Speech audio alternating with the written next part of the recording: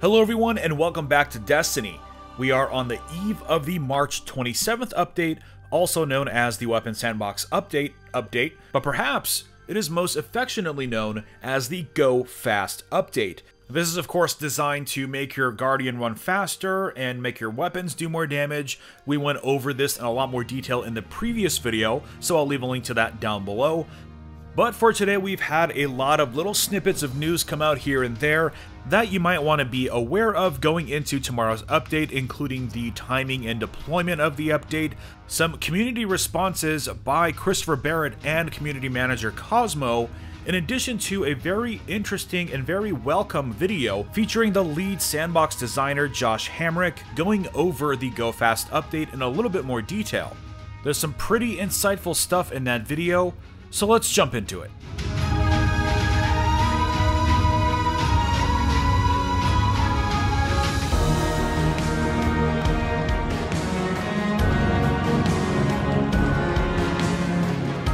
Right off the top, we have Destiny Update 1.1.4 being deployed tomorrow. There's going to be scheduled maintenance at 9 AM. The update will then deploy at 10 AM, and the scheduled maintenance will conclude at 11, allowing you to jump back in and enjoy the new update. And I think the first thing you can expect players to be pursuing is going to be those Nightfall unique rewards. Bungie has been very hush-hush on what these rewards are going to be, other than the fact that they are weapons, and they did take some extra time to make sure that they're truly unique and worth the effort.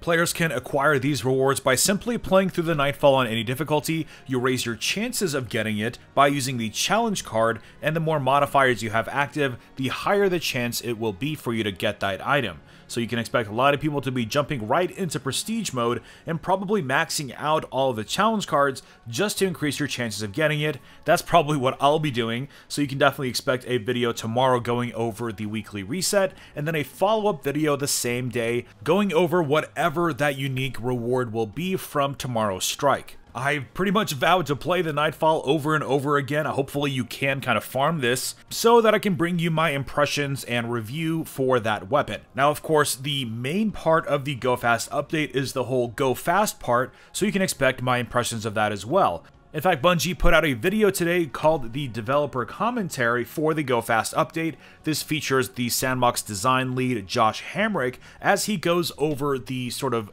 bullet points and some of the intentions behind the update. Josh acknowledges that there has been a lot of player feedback about how the game doesn't feel as fun or rewarding from a gameplay standpoint, and so he goes on and tells us about their philosophy with Destiny 2. He references Destiny 1's sandbox tuning. When there was a weapon that was perhaps overpowered, they would rein it back in to make it feel like the other weapons, but in Destiny 2 they sort of went at it with the opposite point of view, which is that if there's a weapon that feels really overpowered and strong, they decided to bring up all of the other weapons to make them feel just as powerful.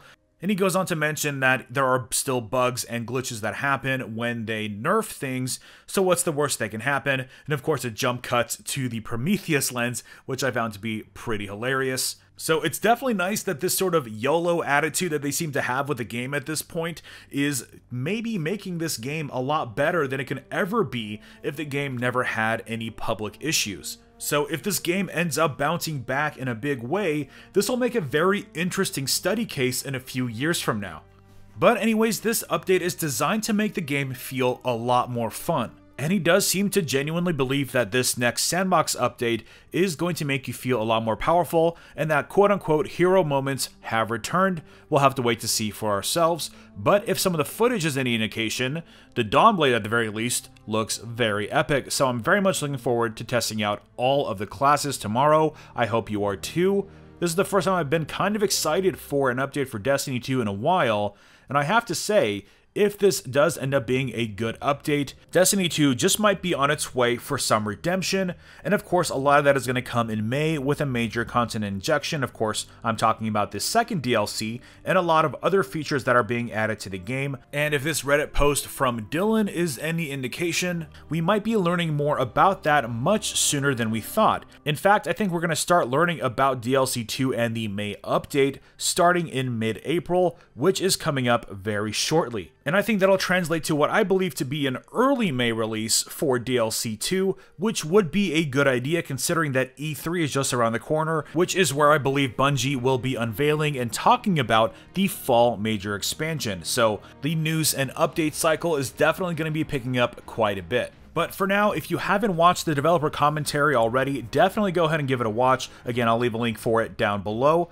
It's definitely very insightful, and I really hope that Bungie does a lot more of these a lot more often. It's nice to get a candid look behind the scenes, and to get this level of honesty and transparency from Josh Hamrick is very nice. Now we just need to get Chris Barrett behind the camera. We haven't seen him since Rise of Iron. It's been way too long, Chris. We want to see your beautiful face.